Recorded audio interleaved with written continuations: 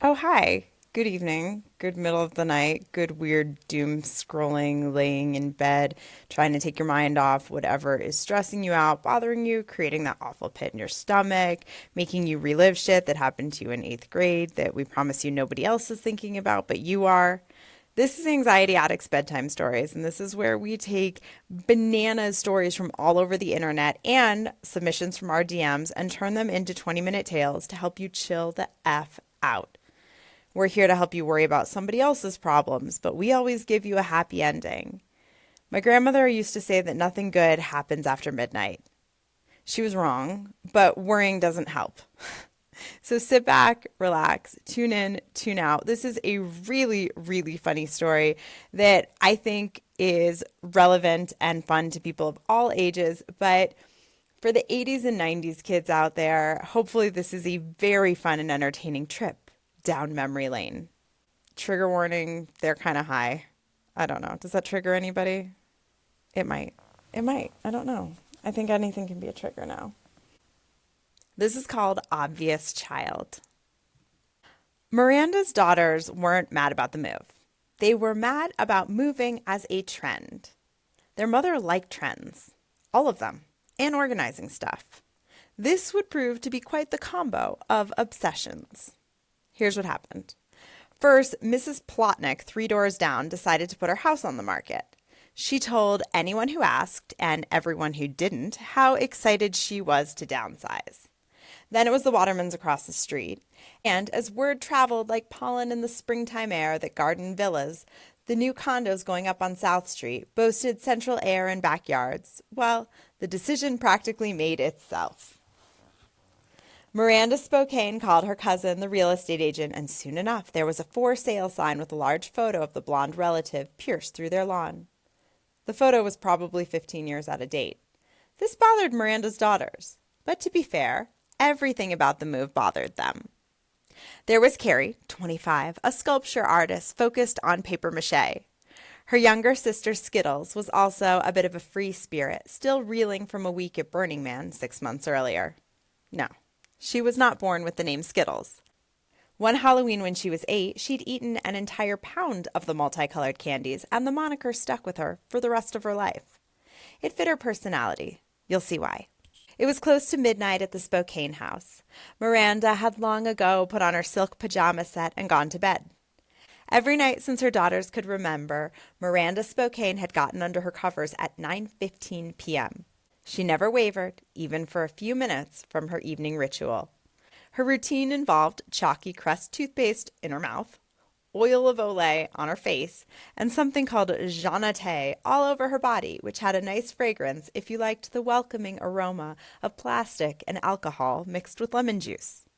Her mathematics students at the university would learn to associate that smell with pop quizzes. Miranda gave out a lot of these. There is no quantifying how much anxiety Revlon has inadvertently caused with this specific concoction. In the 1960s split-level home, things had changed since Carrie and Skittles' last visit. The living room, kitchen, and guest room no longer held life, but rather immaculately packed boxes, taped 3 extra times and labeled with not only their room and the contents, but numbered so that Miranda would be able to keep tabs on her inventory. She was the living embodiment of order and control. And her daughters were not, at all, even though she tried. One year, during Carrie's first college Christmas break, she surprised each of her girls with their own filing cabinets and multicolored folders to keep track of their newly important paperwork. Skittles opened her gift and just looked at her mother blankly. This was a very, very shitty present. "Look," Miranda said, unable to contain her own enthusiasm. "You can have all of your schoolwork in yellow, medical in green, keepsakes in blue, financial records." "Mom, great. We get it," her girls responded. Neither could wrap her head around Miranda's excitement for the gray metal cabinets. They'd asked for Uggs. The office den had maybe 10 of these cabinets, all filled with folders and papers that needed to be emptied and packed. As excited as Miranda was for her new Garden Villas condominium, it necessitated some real downsizing. According to her calculations, she had room for exactly 4 of these cabinets. And now it was her girls' responsibility to go through all of them. Isn't this something that Mom should go through on her own? Skittles would have preferred to have skipped the whole ordeal and gone to bed watching Golden Girls reruns on Nick at Night, maybe get a little more stoned and eat some of the chocolate her mother hid in the back of the fridge. Carrie furrowed her brow as she waved her fingers through the folders. That's what I thought, but a lot of this crap is actually ours. Skittles was now totally focused on her TV and snacks plan. I'm just tired. It's really late. Carrie and Skittles were supposed to have packed the den much, much earlier in the day, but they'd been distracted by finding their childhood toys. All the good stuff was still living in the den closet. There was, of course, Monopoly, but also Sorry and Polly Pockets and an Easy Bake Oven with all of its pieces. There were Trolls dolls and Scratch and Sniff Snickers that were long aromaless. There were well-loved Cabbage Patch Kids and a Hulk Hogan WWF wrestling buddy. Plastic bins were labeled and filled to the brim with My Little Ponies. That collection didn't even hold a candle to the Barbie situation. It was so entertaining, they had completely forgotten about the task at hand. Before they knew it, the sky had turned pitch black, their mother had gone to bed, and they hadn't removed a single piece of paper from the den. Carrie sat on the floor, her wide-leg thrift store corduroys crumpled around her legs. I just don't get why you would save the manuals from every appliance ever purchased, she said, tossing a stack of papers into the blue recycling bin. There are Polly Pocket instructions in here. What moron needs to be told what to do with a Polly Pocket? Carrie had been at this task for exactly 7 minutes and could not hide her annoyance. I mean, look. She's literally kept every piece of paper ever. Look at this stuff. Your kindergarten graduation certificate. The dead cat's vet bills. What is this? Skittles feigned interest, but not very well. Your vaccination records and our birth certificates, and Skittles was not listening to her sister. She was busy remembering that she'd forgotten to get her flu shot that year. Adult life was a real pain in the ass. Suddenly, a sharp inhale from Carrie, very nearly sucking all of the air out of the room, violently interrupted Skittles' train of thought about popcorn. Oh my what? Carrie screamed, gasped. She threw an official-looking piece of paper at Skittles, but because everybody knows you cannot throw paper, it floated, gently, slowly, to the floor. Pick it up, she hissed. Skittles did as she was told. And what was printed on that yellowed 8x10 was the absolute last thing in the world she would have ever expected. It was a birth certificate, but it wasn't hers, and it wasn't Carrie's. It was certainly not Miranda's. It was for a person who they'd never heard of. The name read Clyde Fabian. He was born in 1989, right between the sisters' birth years. Skittle dropped it to the floor like it was on fire. What in the actual fuck is that? I know. Carrie was now up and pacing around the room. We have a brother. She paused to catch her breath. A brother named Clyde. That's not even a cool name. That's weird, Skittles said. Carrie shot her another look. She was also a little bit stoned. A sibling. We have another sibling, and Mom kept this secret from us for our entire lives. Named Clyde, Skittles repeated. She looked around the room. Her eyes glazed over at the sight of the filing cabinets. How many other secrets lived in those metal containers? Skittles opened the creaky window. This was definitely the right time to finish her joint.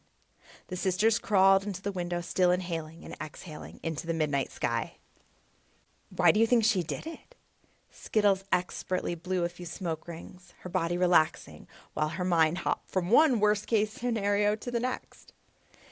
Maybe she wasn't ready. Maybe she and Dad weren't getting along. I don't remember her being pregnant, but then again, I would have only been 1.5. This is insane. This is crazy. And for her to lie to us? Carrie trailed off. I'm worried about Clyde. Skittles coughed a bit. What if Clyde Fabian's family had been nuts and controlling, and he had to spend his entire childhood locked in a room practicing concert piano while his sisters ran free through the woods and got every fun, trendy toy of their generation?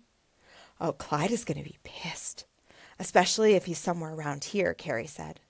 Google him, said Skittles with a previously unknown gravity to her voice. How many Clyde Fabians could there be? In Ohio?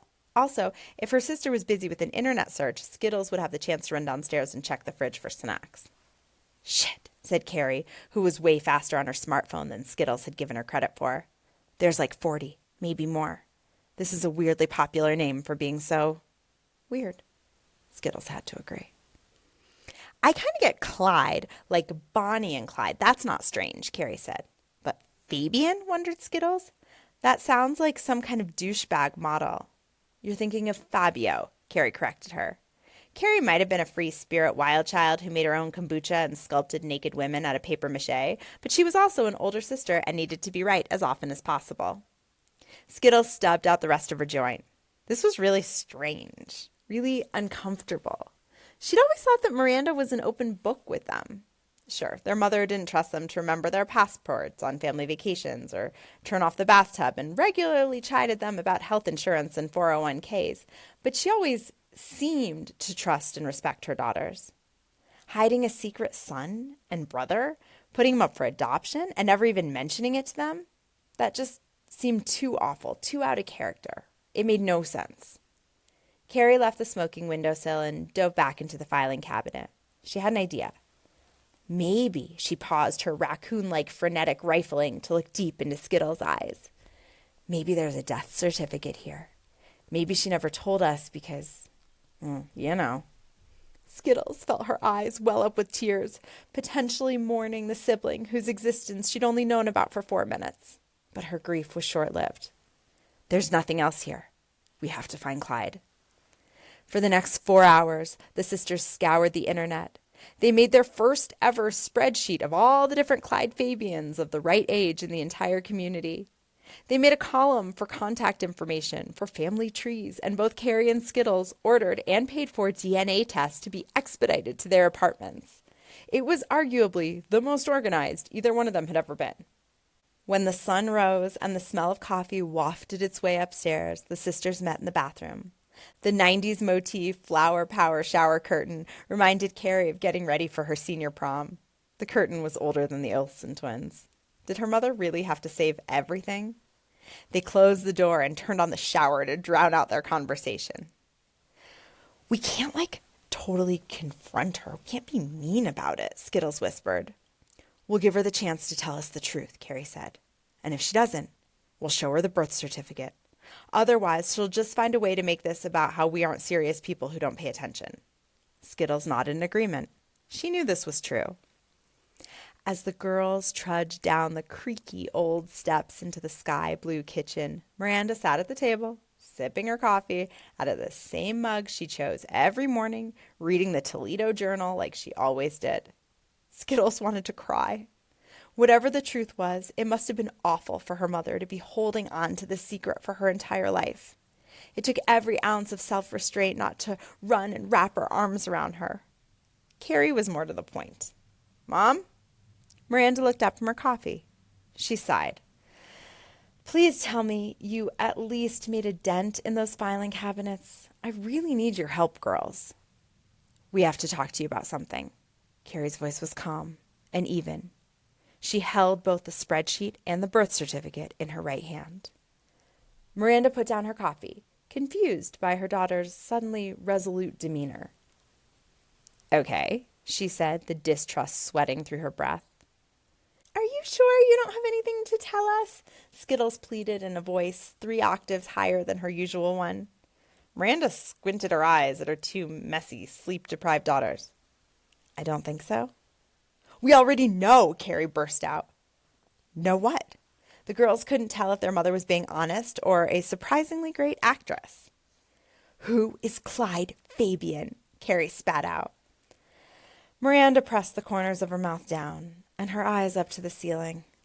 I don't know what. Skittles still wanted to run to her mother, but Carrie grabbed her arm with a previously unknown strength. She had been making a lot of sculptures lately. Paper mache can get heavy. Mom, come on. You can tell us, Skittles said in her sweetest voice. Tell you what? Miranda was now standing in the middle of the kitchen. Clyde Fabian, Carrie repeated. Girls, I have no idea what you're talking about. And I have a feeling that you didn't do anything I asked you to. You two were old enough to be helpful, to have some concrete responsibilities, but it was too much. The pressure inside Carrie exploded like an overfilled water balloon. She ran to her mother, dashing through the kitchen and throwing the paper in her face. But again, we know what a sheet of paper does when you throw it, so the moment was rather anticlimactic. Miranda reached down and picked it up off the floor, studying the page critically. For 15 excruciating seconds, she remained silent. Then, a deep sigh relaxed her face. The corners of her mouth twitched. What the hell was going on? Does the name Xavier Roberts mean anything to either of you? They turned to each other and shrugged. It wasn't a boyfriend. They would have remembered a name like Xavier. You know, this is a perfect example of you two not paying attention to detail. That was it. Carrie was not going to let Miranda turn this around on her. No, not today. She wasn't going to hide a secret sibling and make her daughters believe that it was somehow all their fault for not being organized and tidy, and Miranda stabbed her finger down on the signature of the bottom of the page. She tried to look stern, but amusement was shooting out of her green eyes. There was, indeed, a scribbled name spelling out Xavier Roberts, and under his name was the company logo, Cabbage Patch Kids. Yes, this was a birth certificate, one that came with every single Cabbage Patch doll ever made. Clyde Fabian was a plastic-headed, soft-bodied doll with yarn for hair that hit the height of its popularity in the 80s and 90s. One could easily call these dolls a trend, a fad, a craze, not unlike garden villas. And yeah, the dolls came with birth certificates. And yeah, Miranda took her organization to a whole other freaking level by filing the doll's paperwork alongside her own daughter's most important documents. And yeah, Carrie and Samantha, Skittles, Spokane, paid zero attention to detail. Of course they didn't notice that the paper was for a children's toy. Right, Carrie snatched the birth certificate back. But not before her mother had broken down in such hysterical laughter that her favorite coffee mug fell and shattered to the floor. Miranda just kept laughing. You two thought that? No, Carrie yelled, mostly full of indignation. But she couldn't help herself. She was laughing too. It didn't take long for all three Spokane women to be laugh-crying around the kitchen table, surrounded by moving boxes, the best and worst parts of their personalities on full display. Miranda had to rent a storage unit for her filing cabinets. Nobody felt like dealing with them. Her daughters have still never read a letter of fine print in their lives. And somewhere, in someone's closet, Clyde Fabian is waiting for someone to find him. And then that will be a whole nother story. Sweet dreams. If you guys like this, please subscribe to our channel and give us all the stars and reviews on Spotify, Apple Podcasts, iHeartRadio, or wherever you listen to us. Good night. Thanks for listening. If you still can't sleep, why not do some shopping on the small business links at anxietyaddictsbedtimestories.com and support some really cool people. And don't forget to subscribe and to send us your stories. Sweet dreams.